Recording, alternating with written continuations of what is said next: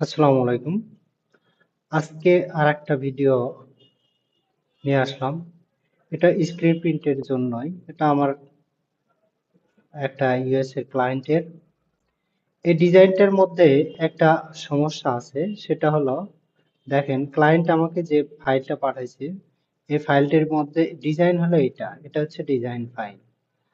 এর ভিতরে দুইটা আপনার টেক ফাইল আছে, একটা হচ্ছে অরেঞ্জ আর একটা হচ্ছে আপনার পিঙ্ক কালার। এই দুইটা ডিজাইনের জন্য দেখেন কিছুটা চেঞ্জ আছে। যেমন আপনি এই ব্যাক কালারটা যদি আমি এখানে ওপেন করি, যে কি পিঙ্ক কালারের যদি ব্যাকটা আমি ওপেন করি, তাহলে দেখেন স্টার, তারপরে এই লাইনগুলো এবং পাশে যে টেক্সট গুলো আছে সবগুলো একটা স্ক্রিন বা একটা কালারে যাচ্ছে। আর এই সাইডের যে ডট ডটটা আছে সেটা যাচ্ছে অন্য একটা কালারে। এখানে দেখেন দুইটা প্যান্টন দেওয়া আছে, দুইটা প্যান্টনের মধ্যে আপনি এটা বুঝতে পারবেন এটা হচ্ছে লাইট কালার, এটা একটা ডিপ কালার। তদ্রূপ আমি যদি একই ডিজাইন দেখেন এখানে যদি আমি আসি অরেঞ্জ কালার টেকে, যদি টেক প্যাকে যদি আসি, তাহলে দেখতে পাচ্ছি কি যে সাইডে আমার যে কালারটা গেছে এইটা, এবং ভিতরের যে আমার আহ, একটা ডট ডট যে ডিজাইন আছে সেইটা, এই দুইটা গেছে একটা কালার, এবং স্টার এবং এই লাইনটা, এই পাশের যে লাইনটা আছে সেইটা গেছে একটা কালার। সেক্ষেত্রে আমাকে কিন্তু অবশ্যই ডিজাইনের দুই রকমের ডিজাইন নিয়ে আসতে হবে, দুই রকম ডিজাইন করতে হবে। আবার ফ্রন্ট পার্টে দেখেন, ফ্রন্ট পার্টে স্টার এবং এটা যদি সেম হয়, এই ক্ষেত্রে আবার আমরা পিঙ্ক কালারের বডিতে কি দেখতেছি, পিঙ্ক কালার বডিতে স্টার এবং সাইডেরটা সেম। তার মানে ফন্টের জন্য আমরা একটা ডিজাইন দিলেই হবে, বাট ব্যাক প্রিন্টের জন্য অবশ্যই আমাকে ডিফারেন্ট দুইটা ডিজাইন করতে হবে। আচ্ছা, আজকে আমরা শুরু করি যে এই ডিজাইনটা কিভাবে করব। এখন শুরুতেই আমি আপনাদেরকে, এখন যেহেতু ভেক্টরের কাজটা শিখাচ্ছি না, সেজন্য ভেক্টর করা একটা ফাইল নিয়ে আসলাম। এবং ভেক্টর ফাইলটা কোথায় নিয়ে আসলাম, একটা টেমপ্লেটে। এই টেমপ্লেটের বিষয়ে আমার অন্য একটা ভিডিও করা আছে, সেই ভিডিওটা দেখে দিবেন এই টেমপ্লেট গুলো কিভাবে করতে হয়। সেই ভিডিওটা আমি খুব তাড়াতাড়ি নিয়ে আসব। এখানে একটা জিনিস মনে রাখ, আমি আপনাকে হিন্ট দেই, সেটা হচ্ছে টেমপ্লেটটা হচ্ছে স্ক্রিনের সাইজ। আপনারা যারা স্ক্রিন প্রিন্ট বোঝেন তারা স্ক্রিনটা চিনবেন। স্ক্রিনের সাইজটাই হচ্ছে টেমপ্লেট। এই টেমপ্লেট, এই যে আপনার সাদা অংশটুকু, এটা হলো একটা স্ক্রিনের সাইজ।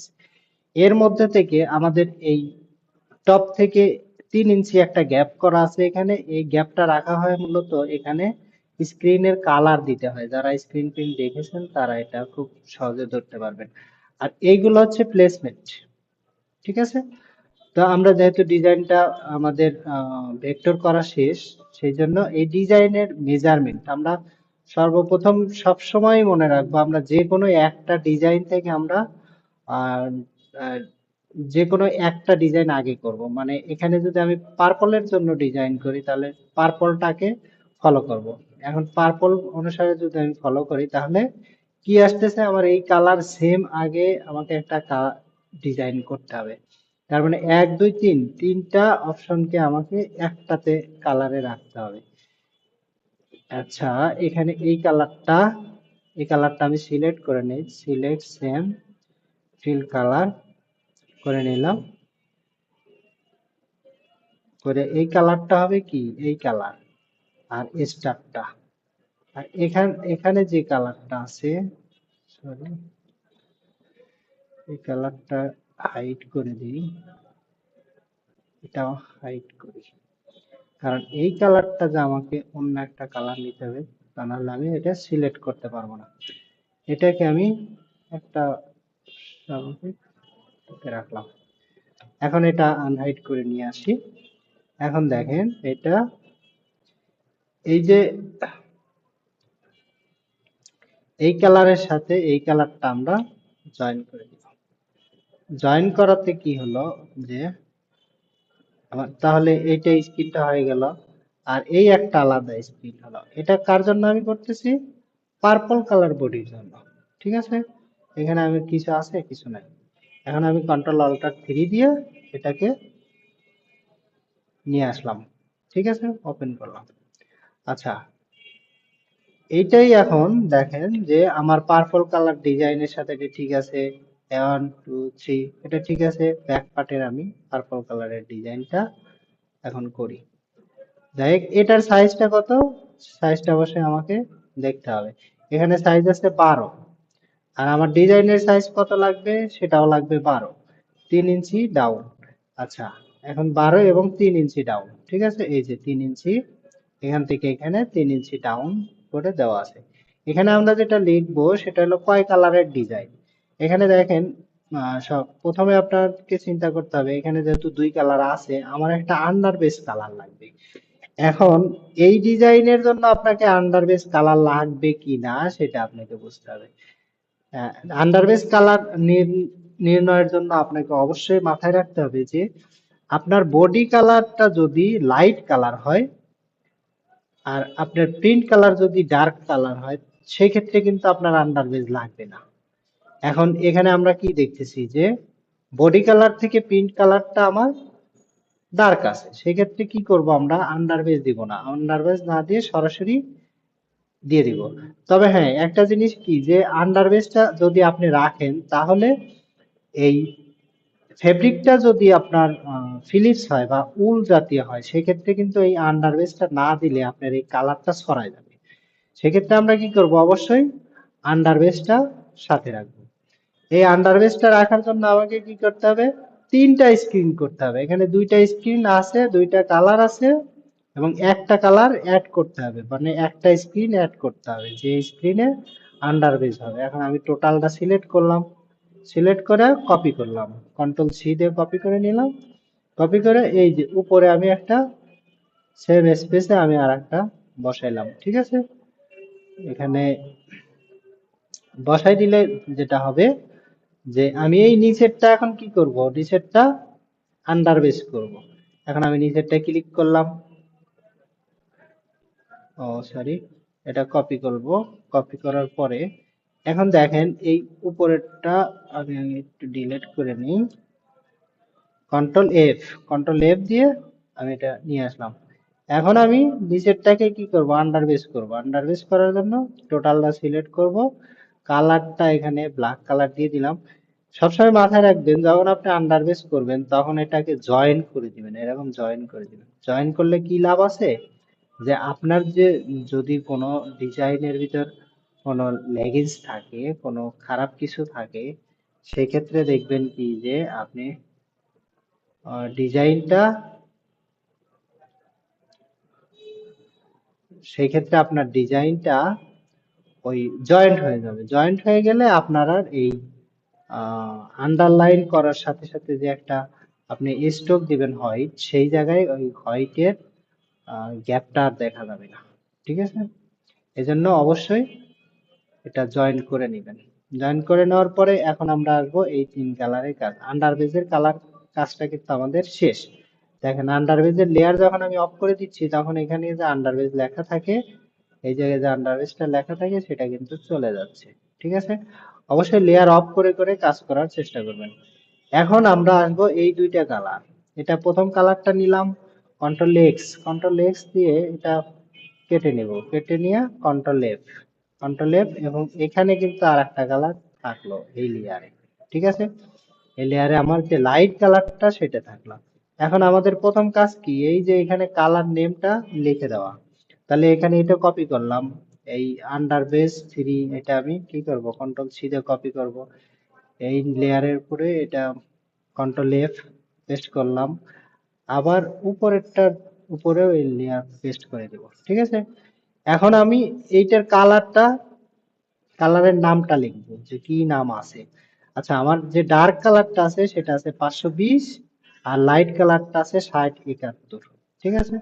আমি ডার্ক কালারটা যেহেতু ধরছি, সেটা হলো কত, 520, 520, এবং লাইট কালার যেটা আছে সেটা আছে 6071, একটু কনফার্ম হয়, হ্যাঁ 6071 520।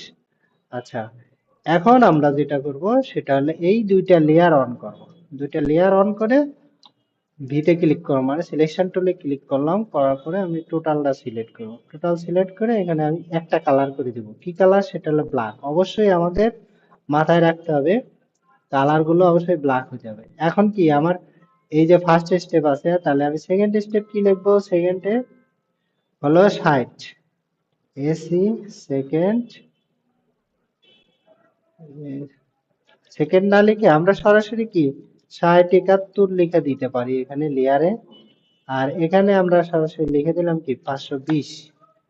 এই দুইটা তিনটাই আমরা অন করে দিব, যখন সেভ দিব তখন তিনটা অন করে দিব। ঠিক আছে, এখন এটাকে আমি সেভ দেব। সেভ দেব কোথায়? আমার যে ক্লায়েন্ট আছে সেই ক্লায়েন্টের যে ফোল্ডার আছে সেই ফোল্ডারে সেভ দেব। এখন অবশ্যই একটা কাজ করবেন, যে ফোল্ডারটা ক্লায়েন্ট দিছে ওই ফোল্ডারের নামটা রিনেম করে নেবেন।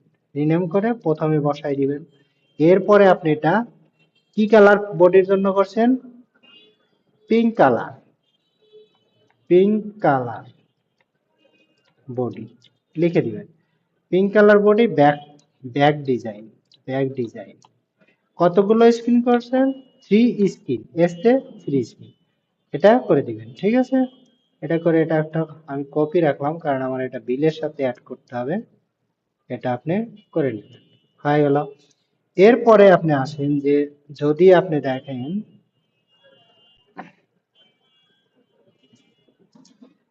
আমরা এখন কোনটা করব, যে অরেঞ্জ কালার যেটা আছে সেটা। এক সেকেন্ড একটু হোল্ড করবেন, আমি একটু বিলের সাথে এটা একটা করে রাখি, তা নাহলে ভুলে যাও। থ্রি, সেভ সেভ দিলাম। ঠিক আছে, আচ্ছা এখন আমরা এই স্ক্রিনটাই কিন্তু সাইজ টাইজ সব সেম। তাহলে কি করতে হবে? আমাকে আবার আসতে হবে ইসের জন্য, অরেঞ্জ কালার বডির জন্য। এখন অরেঞ্জ কালার বডির জন্য আমরা অরেঞ্জ কালারটা অন করব। অন করার পরে দেখেন অরেঞ্জ কালারে কি আসছে? স্টার এবং সাইডটা, এই দুইটা হলো আলাদা কালার। এখন আসি যে আমার ফার্স্ট স্টেপের যে স্ক্রিন আছে সেটা নিয়ে আমার কোনো সমস্যা নেই, কিন্তু সেকেন্ড স্টেপের এইটার জন্য আমার ওখান থেকে এখান থেকে আমাকে কি নিয়ে আসতে হবে? স্টারটাকে নিয়ে আসতে হবে, স্টার। তাহলে আনগ্রুপ করলাম, আনগ্রুপ করে কন্ট্রোল এক্স, কন্ট্রোল এক্স দিলাম এবং এখান থেকে নিয়ে আসলাম হচ্ছে কন্ট্রোল এফ। ঠিক আছে, এখন আবার আমরা একটু রিভিশন দিয়ে দিই যে সেটা ঠিক আছে কিনা। যে স্টার এবং সাইড এই দুইটা হচ্ছে একটা কালার। হ্যাঁ, এটা একটা স্ক্রিন এবং এইটা একটা স্ক্রিন। হ্যাঁ ঠিক আছে, এখন আমরা দেখেন এই কাজটা কিন্তু আমার হয়ে গেল। এখন আমি কি করব? কালার চেঞ্জ করব। কালার চেঞ্জ করার জন্য আমাকে অরেঞ্জে আসতে হবে। অরেঞ্জ কালারের কি আছে? 160। 160 হবে কোনটা? ডিপ কালার যেটা 160। 160, 160, 160। হ্যাঁ, আবার একটু কনফার্ম হই। 168, সরি 168 আর 2024 100, দেখছেন? এরকম কনফার্ম হয়ে নেবেন, কারণ একবার ভুল হইলে কিন্তু জরিমানা দিতে হবে। 168, 168। ঠিক আছে, আর আরেকটা হচ্ছে কত? এটা হচ্ছে 2024। 2024, এটা হলো 2024। ঠিক আছে, এখন আমার কিন্তু সাইজ ডাউন সব কিন্তু সেম। এরপরে আসেন দেখেন, এখন দেখেন যে 168, 168, 168 কোনটা দিলাম? যেটা ডার্ক কালার সেটা দিলাম 168। আর যেটা লাইট কালার সেটা দিছি কত? 100 না, 2024, 2024 এখানে কত আছে? 2024। ঠিক আছে, এখন আমার ডিজাইন এটা হয়ে গেল। আমি এটা অন করে দেব। অন করে দিয়ে এটাওকে আমি সেভ অ্যাজ দেব। সেভ অ্যাজ দেব ওই একই জায়গায়, কিন্তু এখানে আমি কি লিখবো? পিঙ্ক কালার বডি না, এখানে লিখবো orange colour body. Orange, orange colour body, এটাও তিনটা স্ক্রিন। ঠিক আছে, এটা তিনটা স্ক্রিন হবে। আর এটা, এটাও তিনটা স্ক্রিন, সরি, হ্যাঁ 3 স্ক্রিন। এটা সেভ দিয়ে দিব। ঠিক আছে, হয়ে গেল।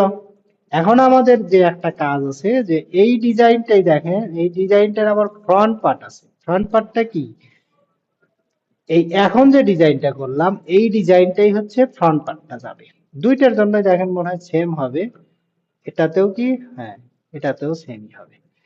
এখন আমরা যে কাজটা করব সেটা হলো এই এখান থেকে এটা বাদ দিলাম। এই যে এই ডিজাইনটা আছে, সেই ডিজাইনটার থেকে আমাকে এইটা কি করতে হবে? হাইড করতে হবে, Ctrl+3। আর এইটা আমি ফালাই দিব, এটা ফালাই দিব। ঠিক আছে, এখন দেখেন এইটা, সরি, Ctrl+Alt+3 দিলাম। এখন আমার কি আছে? এই ডিজাইনটা একটা স্ক্রিনে আছে, আছে। এইটা আর এটা একটা স্ক্রিন, আর এটা একটা আলাদা স্ক্রিন। হ্যাঁ, এটা একটা স্ক্রিন আর এটা আলাদা স্ক্রিন। ওকে, আছে। এখন আমার ফার্স্ট স্ক্রিনে কিন্তু আবার এটা আছে। ঠিক আছে, সেই জন্য আমাকে কি করতে হবে? এইগুলো সব হাইড করতে হবে। হাইড কর। এখন আমি সহজে এটা অত কষ্ট করা বাদ দিয়ে এটা আমি টোটালটা ফালাই দিব। ঠিক আছে, ফালাই দিয়ে এই দুইটা আমি কপি করে নিয়ে আসবো। এই দুইটা কপি করলাম, কপি করে আমি এই যে ফার্স্ট স্ক্রিনে এটা বসাই দিব। ফার্স্ট স্ক্রিনে Ctrl+F দিয়ে দিয়ে দিলাম। ঠিক আছে, এখন আমি এখানে এই যে পয়েন্ট 25 0.25 স্ট্রোক দিয়ে দিলাম, এই যে হোয়াইট কালার। তাহলে কিন্তু আমার হয়ে গেল ওই রকম ঝামেলা থেকে সরাইতে। এখন এখানে কিন্তু একটা মেজারমেন্ট আছে, আর এই প্লেসমেন্ট গুলো কিন্তু চেঞ্জ আছে। সেটা কি রকম দেখাই?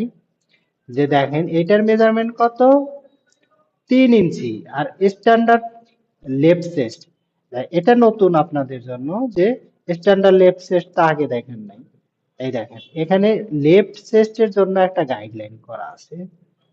কি লেখা আছে সেটা দেখাই। Left chest guide. এই লেফট চেস্টের জন্য এটা, আর এটা আমার ওয়াইড এর মেজারমেন্ট কত দেখলাম? 3।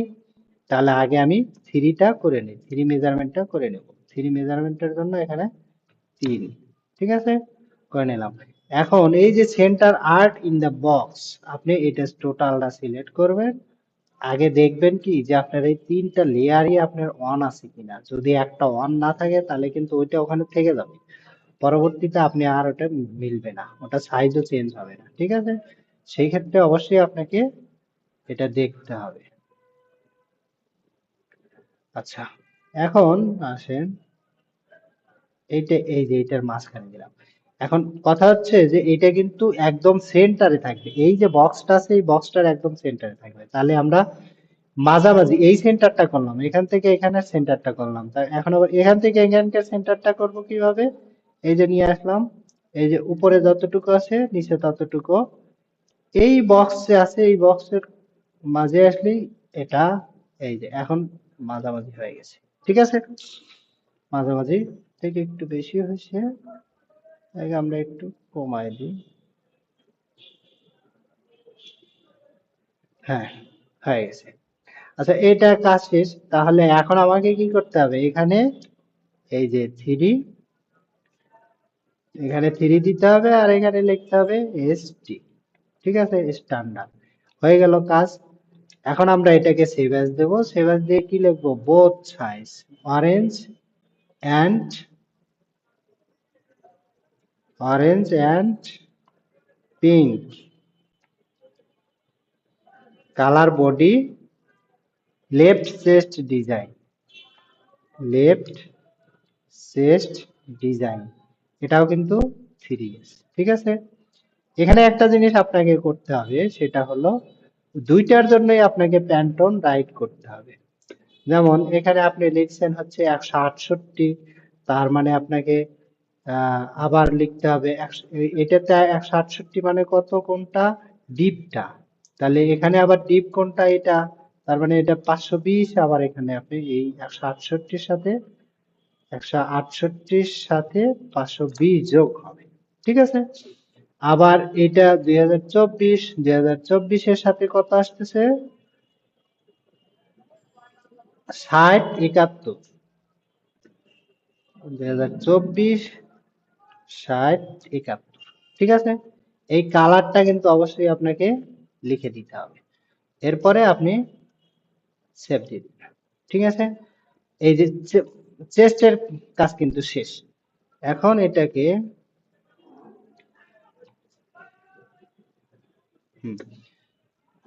আমি একটু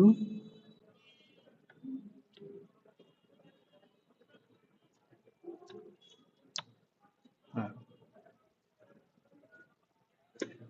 এটাকে আপনার কাছে এই দুইটা ফাইল আপনি এখন ক্লায়েন্টকে দিয়ে দিলে আপনি ওকে